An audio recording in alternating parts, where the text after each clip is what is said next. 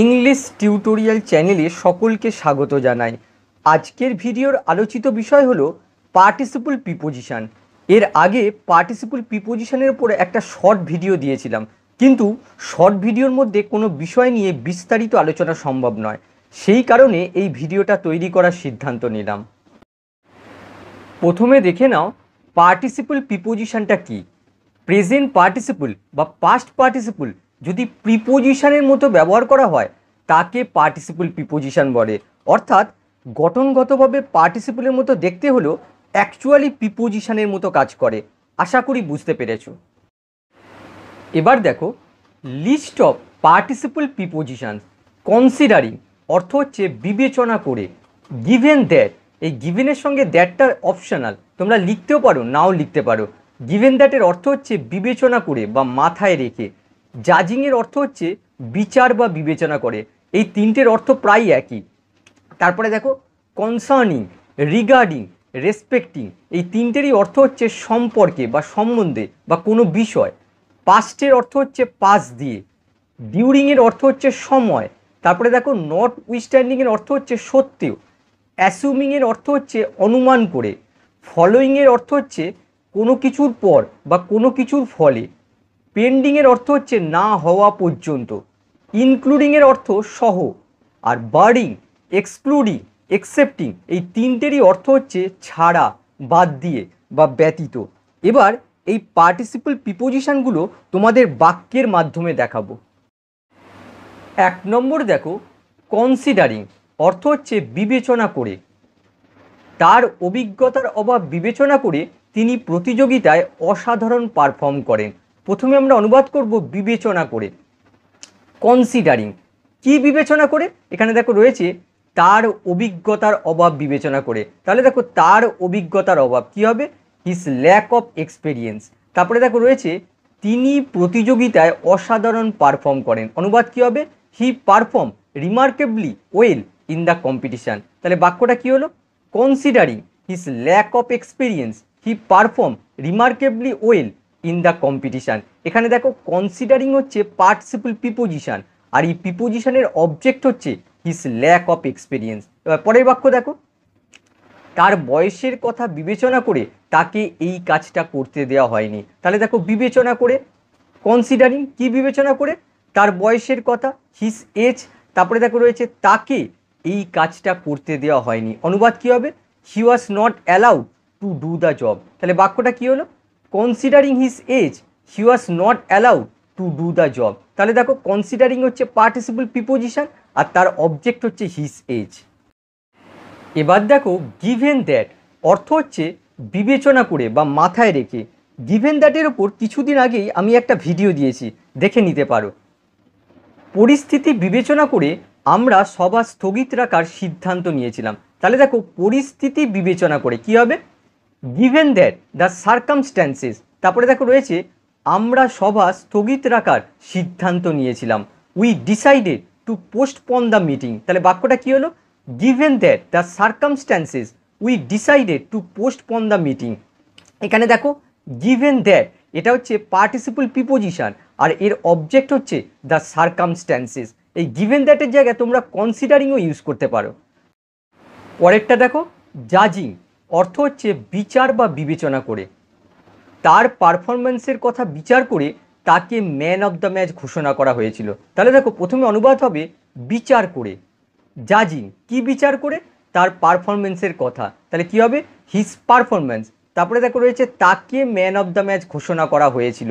অনুবাদ হবে he was declared man of the match. তাহলে বাক্যটা কি হলো, জাজিং his performance he was declared man of the match. জাজিং হচ্ছে পার্টিসিপল প্রিপোজিশন আর এর অবজেক্ট হচ্ছে হিজ পারফরমেন্স।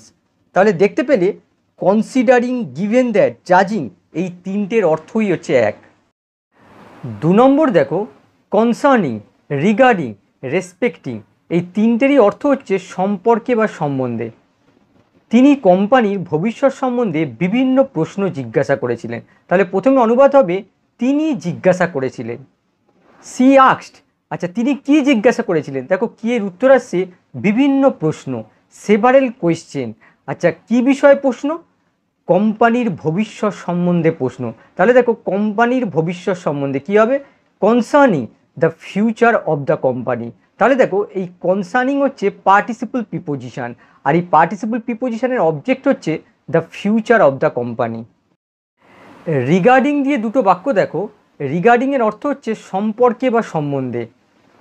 আপনি এই প্রস্তাব সম্বন্ধে কি জানেন, অনুবাদ কী হবে, what do you know regarding this proposal. এখানে দেখো রিগার্ডিং হচ্ছে পার্টিসিপল প্রিপোজিশন, আর এই প্রিপোজিশনের অবজেক্ট হচ্ছে দিস প্রপোজাল। পরেরটা দেখো, আমি ইংরেজি সংবাদপত্র পড়ার গুরুত্ব সম্পর্কে কথা বলতে চাই। তাহলে দেখো প্রথমে অনুবাদ হবে আমি কথা বলতে চাই। I would like to speak, কী সম্পর্কে কথা বলতে চাই, এখানে দেখো রয়েছে ইংরেজি সংবাদপত্র পড়ার গুরুত্ব সম্পর্কে। তাহলে দেখো সম্পর্কে রিগার্ডিং আনা হলো, তারপরে দেখো রয়েছে ইংরেজি সংবাদপত্র পড়ার গুরুত্ব, কী হবে, the importance of reading English newspaper. তাহলে বাক্যটা কী হলো, I would like to speak regarding the importance of reading English newspaper. তাহলে দেখো এই রিগার্ডিং হচ্ছে পার্টিসিপল প্রিপোজিশন, আর এই প্রিপোজিশনের অবজেক্ট হচ্ছে the importance of reading English newspaper. এবার রেসপেক্টিং দিয়ে একটা বাক্য দেখো, যার অর্থ হচ্ছে সম্পর্কে বা সম্বন্ধে। সমস্যাটি সম্বন্ধে কিছু আলোচনা হয়েছিল। প্রথমে আমরা অনুবাদ করব কিছু আলোচনা হয়েছিল। এক্ষেত্রে আমরা ইন্ট্রোডাক্টরি সাবজেক্ট দেয়ার ইউজ করব। তাহলে দেখো কিছু আলোচনা হয়েছিল, কি হবে, দেয়ার ওয়াজ সাম ডিসকাশন। কি সম্বন্ধে আলোচনা হয়েছিল, সমস্যাটি সম্বন্ধে। তাহলে কি হবে, রেসপেক্টিং দিস প্রবলেম। তাহলে বাক্যটা কি হলো, দেয়ার ওয়াজ সাম ডিসকাশন রেসপেক্টিং দিস প্রবলেম। তাহলে দেখো রেসপেক্টিং হচ্ছে পার্টিসিপল প্রিপোজিশন, আর এর অবজেক্ট হচ্ছে দিস প্রবলেম। তাহলে দেখতে পেলে কনসার্নিং, রিগার্ডিং, রেসপেক্টিং এই তিনটের অর্থই হচ্ছে এক। 3 নম্বর দেখো পাস্ট, যার অর্থ হচ্ছে পাশ দিয়ে। গ্রামের পাশ দিয়ে নদী বয়ে গেছে। প্রথমে অনুবাদ করব নদী বয়ে গেছে, দ্য রিভার ফ্লোস।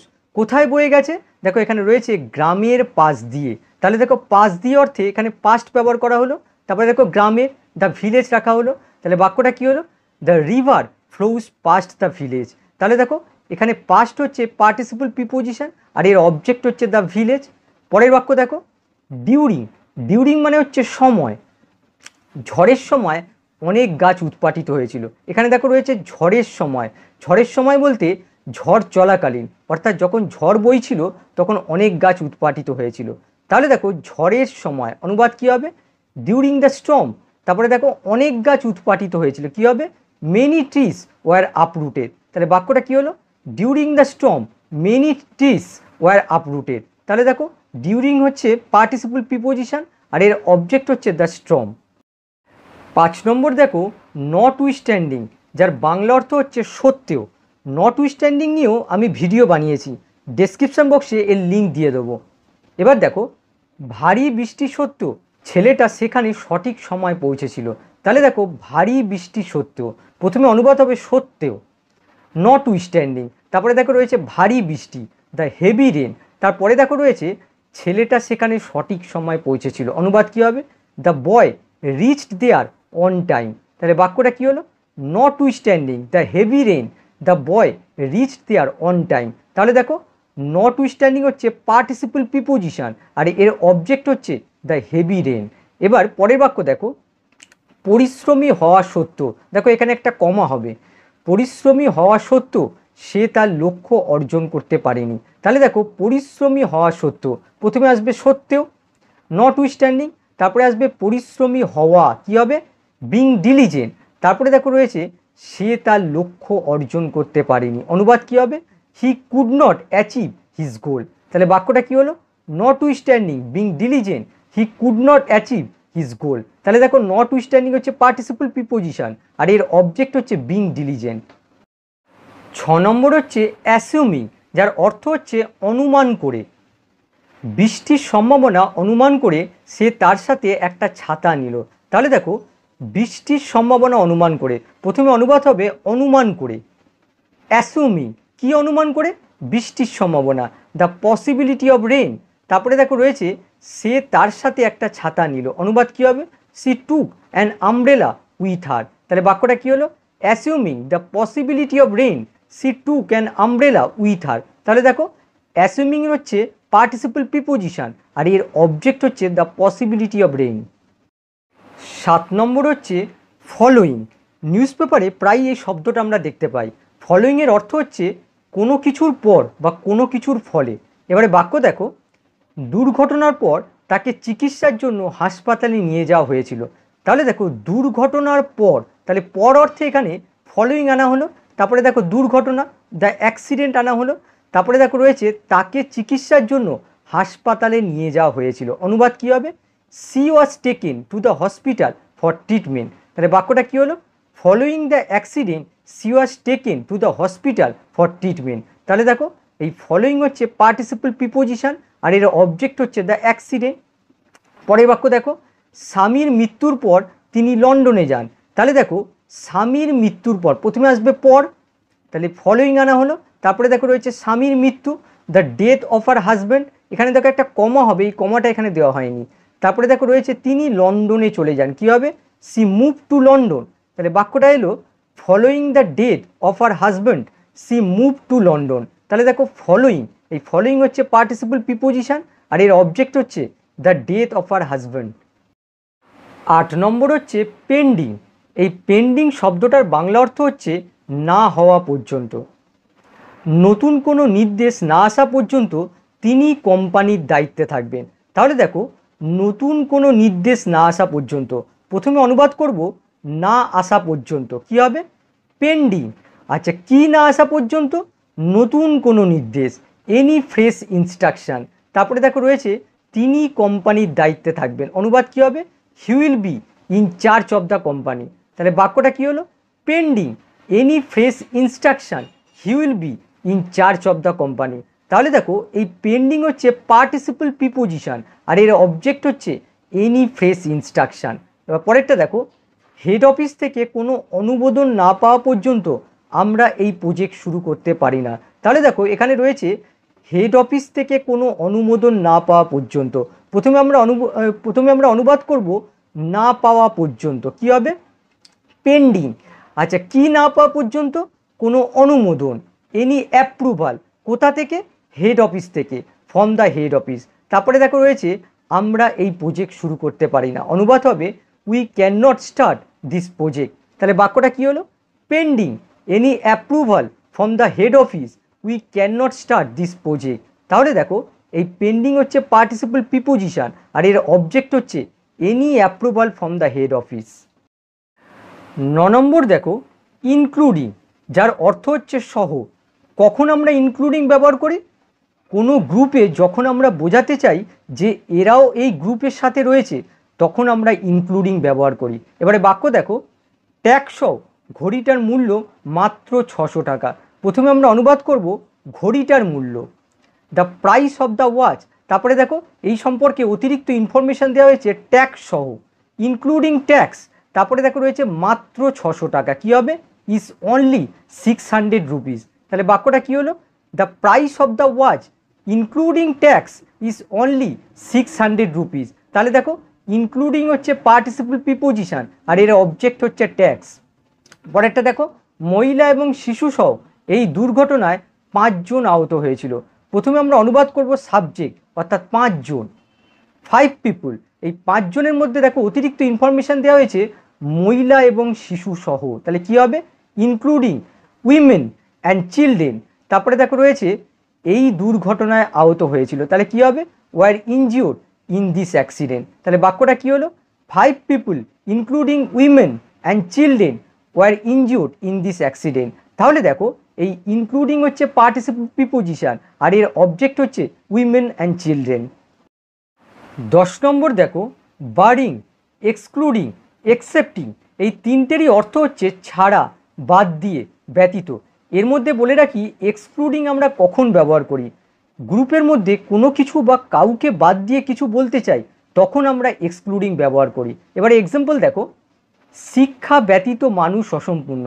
প্রথমে আমরা অনুবাদ করব মানুষ হয় অসম্পূর্ণ, ম্যান ইজ ইনকমপ্লিট। তারপরে দেখো রয়েছে শিক্ষা ব্যতীত। তাহলে কী হবে? বারিং অথবা এক্সেপ্টিং অথবা এক্সক্লুডিং এডুকেশান। তাহলে বাক্যটা কী হলো? ম্যান ইজ ইনকমপ্লিট, বারিং অথবা এক্সেপ্টিং অথবা এক্সক্লুডিং এডুকেশান। তাহলে দেখো এইগুলো হচ্ছে পার্টিসিপল প্রিপোজিশন আর এর অবজেক্ট হচ্ছে এডুকেশন। পরের বাক্য দেখো, শেষ অধ্যায় ছাড়া সে বইটা পড়া শেষ করেছিল। তাহলে দেখো শেষ অধ্যায় ছাড়া, প্রথমে আমরা অনুবাদ করব ছাড়া, এক্সেপ্টিং, তারপরে দেখো রয়েছে শেষ অধ্যায়, ফাইনাল চ্যাপ্টার, এখানে একটা কমা বসবে, তারপরে দেখো রয়েছে সে বইটা পড়া শেষ করেছিল, কি হবে, she finished reading the book. তাহলে বাক্যটা কি হলো, excepting final chapter she finish reading the book. এখানে এক্সেপ্টিংয়ের জায়গায় তোমরা বারিং, এক্সক্লুডিং এগুলো ব্যবহার করতে পারো। পরেরটা দেখো, সাংবাদিক ছাড়া বা বাদ দিয়ে কাউকে ঘরে ঢুকতে দেওয়া হয়নি। তাহলে দেখো এই ছাড়া অর্থে এখানে বারিং আনা হলো, তারপরে দেখো সাংবাদিক জার্নালিস্ট আনা হলো, তারপরে দেখো রয়েছে কাউকে ঘরে ঢুকতে দেওয়া হয়নি, no one was allowed to enter the house. তাহলে বাক্যটা কী হলো, barring journalist, no one was allowed to enter the house. তাহলে দেখো বারিং হচ্ছে পার্টিসিপিয়াল প্রিপোজিশন আর এর অবজেক্ট হচ্ছে জার্নালিস্ট। এই বারিংয়ের জায়গায় তোমরা এক্সেপ্টিংও ইউজ করতে পারো। পরের বাক্য দেখো, ট্যাক্স ছাড়া টিভির দাম একদম ন্যায্য। প্রথমে আমরা অনুবাদ করব, টিভির দাম হয় একদম ন্যায্য। তাহলে কি হবে, the price of the TV is quite reasonable. তারপরে দেখো রয়েছে ট্যাক্স ছাড়া, এক্সক্লুডিং ট্যাক্স। এই ট্যাক্স ছাড়া অংশটা তোমরা বাক্যের শুরুতেও রাখতে পারো। তাহলে বাক্যটা কি হলো, the price of the TV is quite reasonable excluding tax. তাহলে দেখো এক্সক্লুডিং হচ্ছে পার্টিসিপিয়াল প্রিপোজিশন আর এর অবজেক্ট হচ্ছে ট্যাক্স। আশা করি ভিডিওটা ভালো লেগেছে। আবার নেক্সট ক্লাসে দেখা হবে। বাই।